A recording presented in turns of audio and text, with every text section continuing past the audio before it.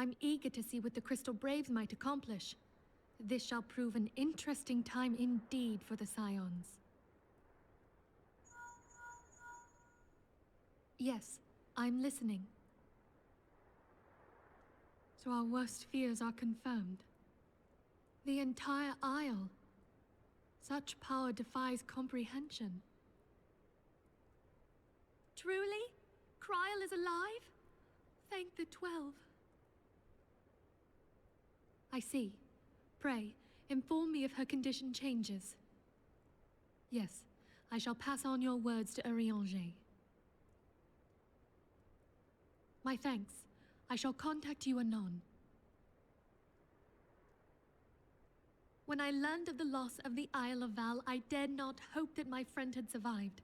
Yet, by some miracle, it would seem she has. She's still to regain consciousness, it is true, but better that than death. Putting this happy news to one side, we must now endeavor to make sense of the readings taken by the survey party. It appears the etheric disturbance which accompanied the Isle's destruction is of a magnitude alarmingly close to that of Ultima. Could the Ascians be responsible for this devastation as well? I wonder, have you heard aught from the Mother Crystal since the battle with the Garleans?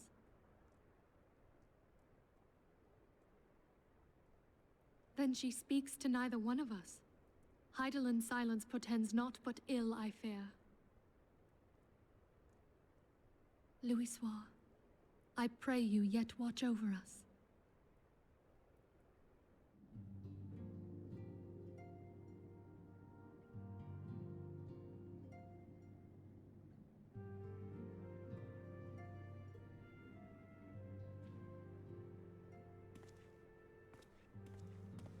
Hail to you, Scion. How might we serve you?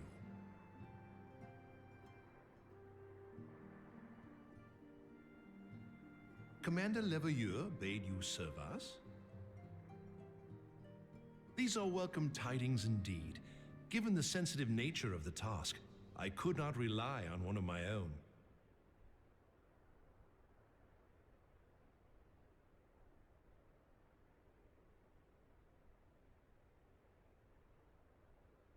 That which I'm about to tell you, I tell you in the strictest confidence.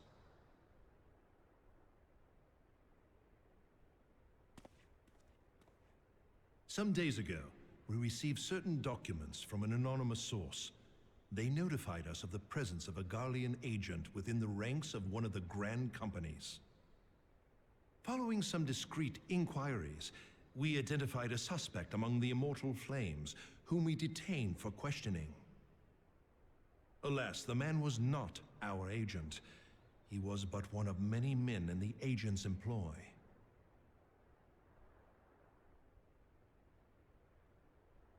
We pressed the traitor for a name, but he had none to give. He claims never to have met his master, whom he knows only as the Ivy. He was, however, certain that this Ivy had coiled itself around every part of the Immortal Flames.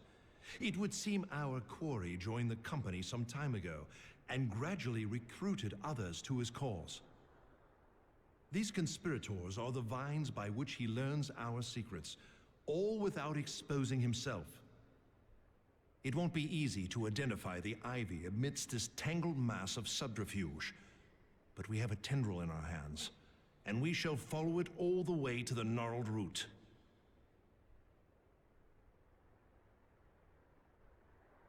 Now, much as I would prefer to proceed with due discretion, circumstances demand that this matter be settled post-haste.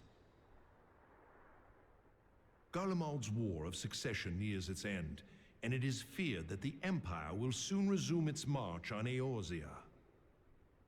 When it does, we can ill afford to have traitors in our midst. The Ivy must be rooted out now.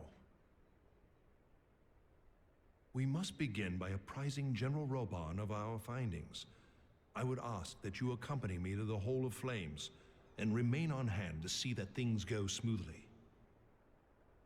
Assuming the Ivy's tendrils are as widespread as we believe, he will be aware that an investigation is underway, And if that is the case, he may well move against us. We must be prepared for anything, while taking care not to betray our purpose by seeming prepared. A simple enough task for a one-man army like you.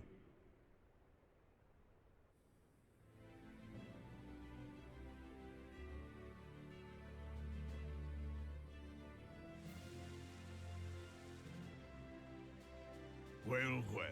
What brings you here, my friend? He is here at my behest. Greetings, Roban. It has been a while. Hilbert, you old scoundrel. When they told me you'd be visiting, I scarce believed my ears.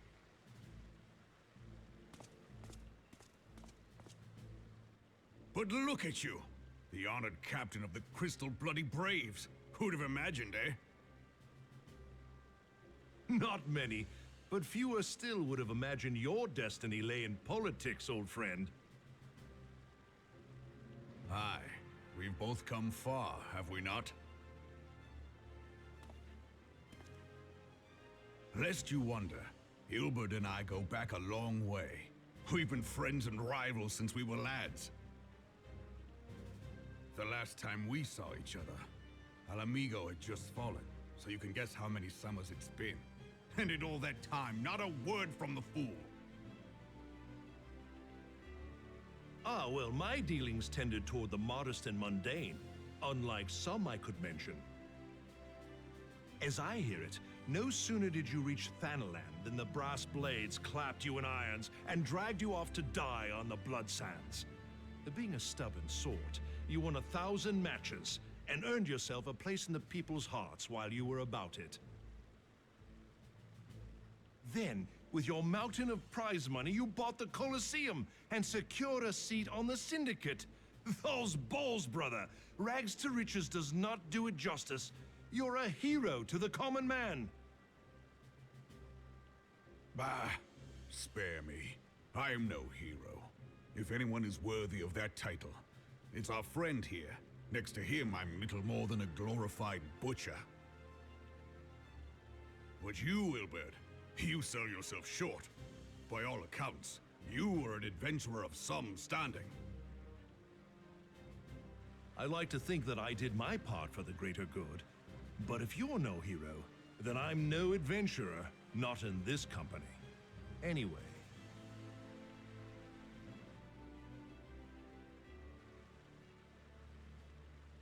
I have tidings. So there has been progress.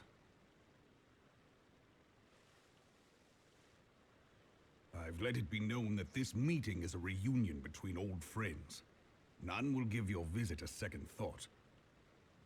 To convene elsewhere would only attract attention. Let us speak here, in plain view of all.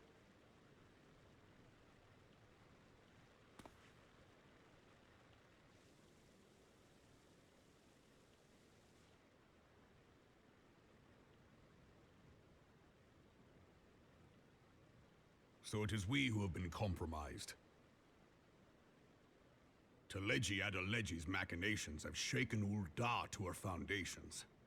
In such uncertain times, a man's loyalty may be bought for a fistful of gil. But if this snake has truly been in our midst for as long as you say, we must needs consider a far graver possibility. Conspiracy. Could it be that the monetarists have been in league with the Empire from the first? Very well. I will have my most trusted men investigate the matter. Continue your inquiries in the meantime. It does me well to see you again, old friend. When next we meet, let it be over a flagon of ale. I look forward to it. Let us reminisce of bygone days and drink to the future of our homeland.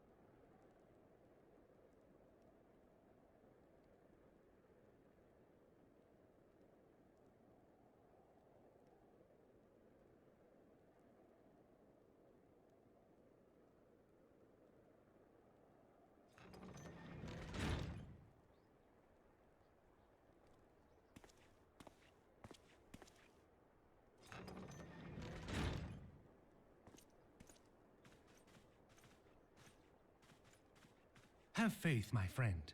You need only state your case with confidence and clarity.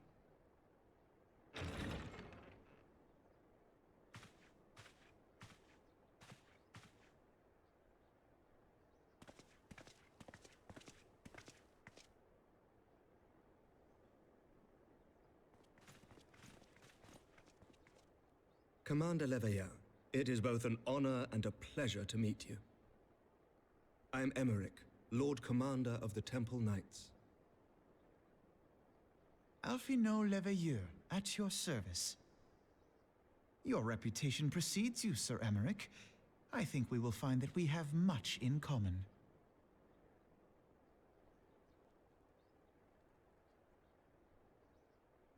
Speaking of reputations, yours towers over us all. Does it not?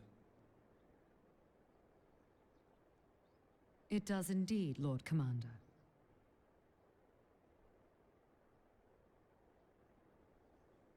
I am not too proud to admit that I have followed your activities with an interest bordering on fascination. Full glad was I to learn that you would be joining us.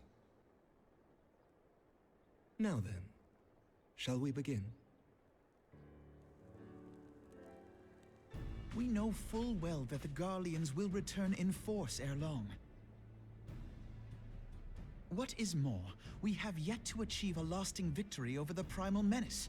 The beast tribes continue to summon their gods, and each incarnation is stronger than the last. Despite their presence in Kurthus, the Ixal do not concern us. Their territorial claims pertain to Gridanian lands, and it is the people of Gridania whom they harry. Consequently, the Holy See judges this to be a Gridanian affair, and Ishgard does not intervene in the internal affairs of other nations. Even were that not the case, our forces are wholly committed to the Dravanian conflict. We have not the knights to spare.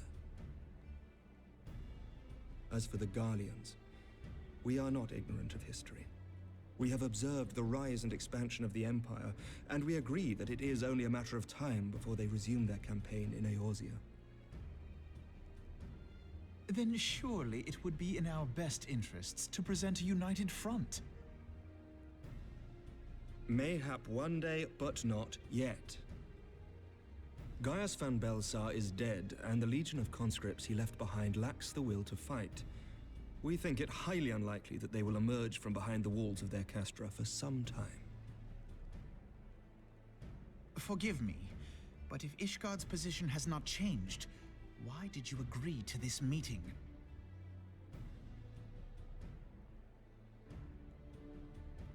It was not only as a representative of Ishgard that I came here. It is not within my power to change Ishgardian policy, regardless of my personal feelings. There is, however, one area in which I may exert a measure of influence. Concerns have been raised over the supplies House Forton has offered to Revenant's Toll. These have led to calls for restrictions on the provision of aid to foreign powers. I can ensure that the shipments continue unabated. Sir Emmerich, we would be in your debt. No, you would not, for I require something in exchange.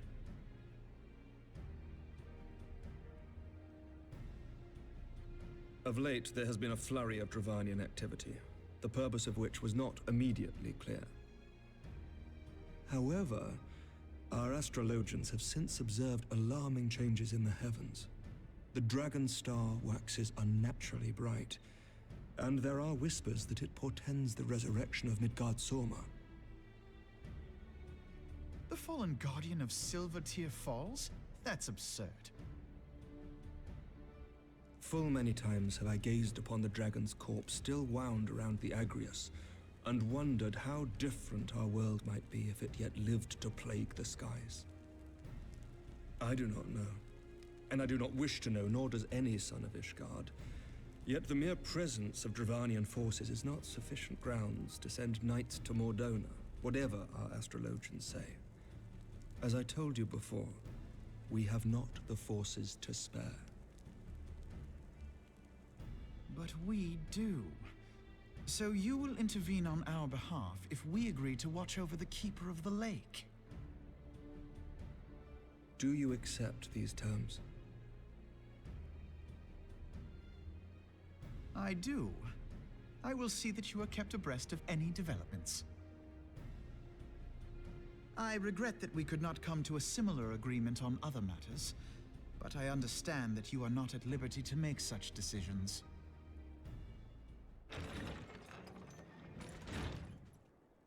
What is the meaning of this?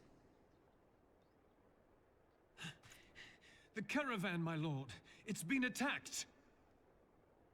It was Iceheart, my lord.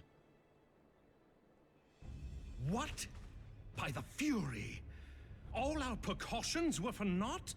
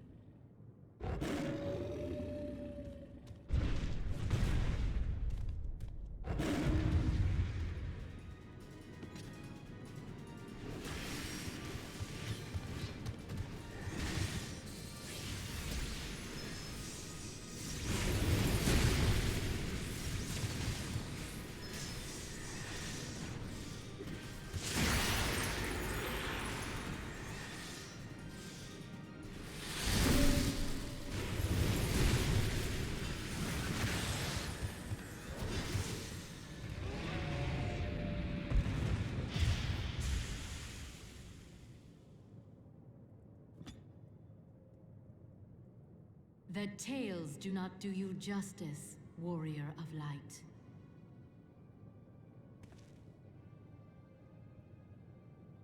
Yes, I know who you are, and you know who I am.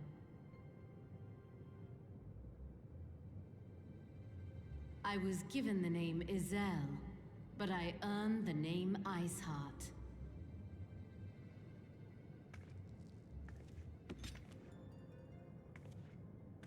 This endless cycle of hatred, of bloodshed, of sorrow. You would see it continue, O noble warrior of light. I would not. I will not. I will bring an end to this war between dragon and man, no matter the cost. In time, you will come to understand that what we do for the greater good. For Eorzea, for Hydaelyn.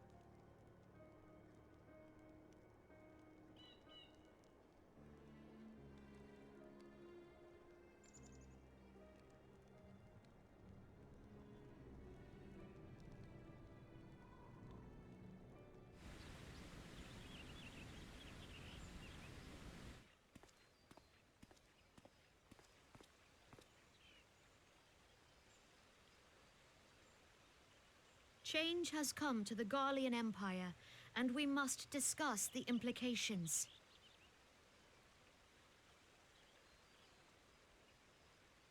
The rumors are true, then?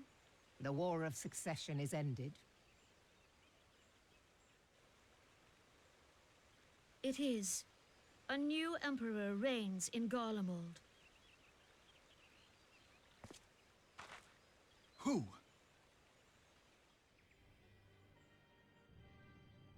The birth and all too rapid expansion of the Garlean Empire is commonly attributed to the strategic brilliance of Solus Zosgalvis, yet he did not rule alone. Several members of the royal household also distinguished themselves during his reign.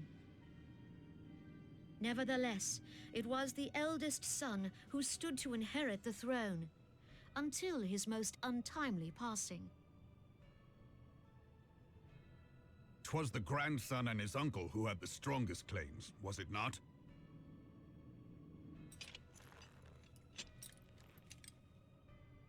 Indeed, yet claims count for little without the power to assert them.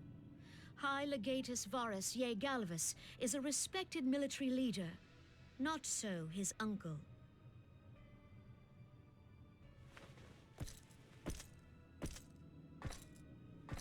So young Varus has torn the crown from his uncle's grasp and taken his place at the head of the Empire.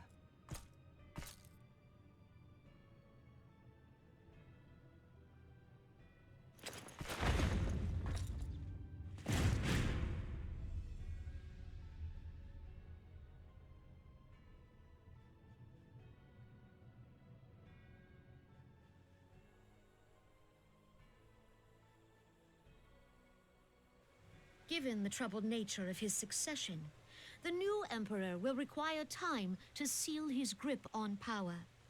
Yet have no doubt but that he shall, for there are none left with strength enough to oppose him.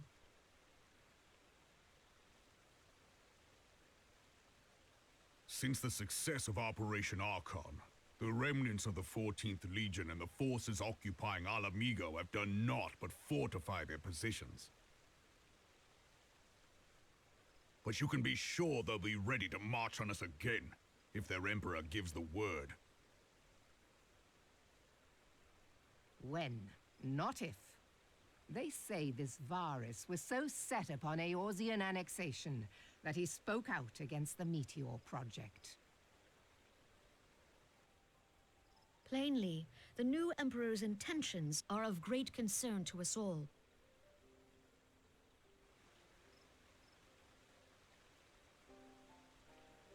I propose that we set aside the Cartno dispute for the present, and discuss what measures the Alliance might take to prepare for a resumption of hostilities with Garlemald. Moreover, I move that we re-examine the question of how our former allies in Ishgard might be persuaded to retake their place at our side. Could Eorzea but stand as one, 'twould deal a grave blow to our enemies' ambitions.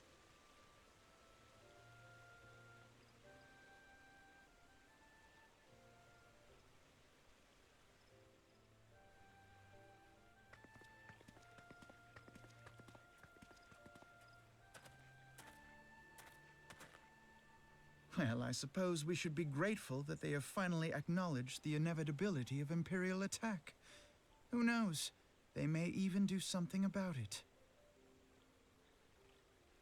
If only the leaders of Ishgard would follow their example and stop hiding behind their gates, praying for the coming storm to pass them by. But that is a discussion for another time. At present, I am more concerned by the fact that the Alliance's mooted preparations will be made known to the Garleans many moons before their coming. So long as the Ivy eludes our grasp, no secret is safe.